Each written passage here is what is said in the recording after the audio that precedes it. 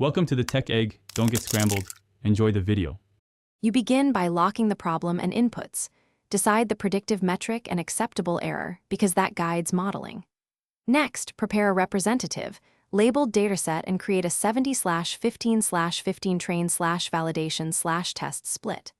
Once done, install and isolate your stack, Python, Pandas, scikit-learn, plus either PyTorch or TensorFlow, and configure a virtual environment to avoid dependency drift. Make sure to track versions and a small sample experiment to validate the pipeline before scaling.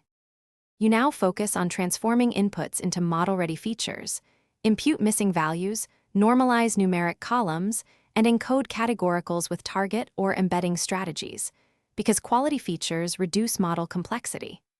Once initial models run, perform cross-validation and systematic hyperparameter search, grid, random, or Bayesian, to find reliable settings. Make sure to examine bias versus variance and use, pre-trained backbones, or transfer learning for non-tabular data. You finish by packaging the validated model into a lightweight API, containerizing it, and deploying to staging. Use 1% 5% traffic shadowing to compare against production. Once live, monitor drift, latency, and error metrics, and set automated retraining triggers when performance degrades.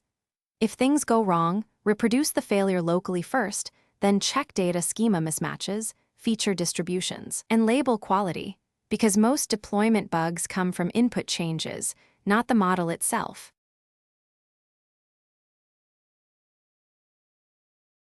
Thanks for watching. Consider subscribing if I helped unscramble your problems.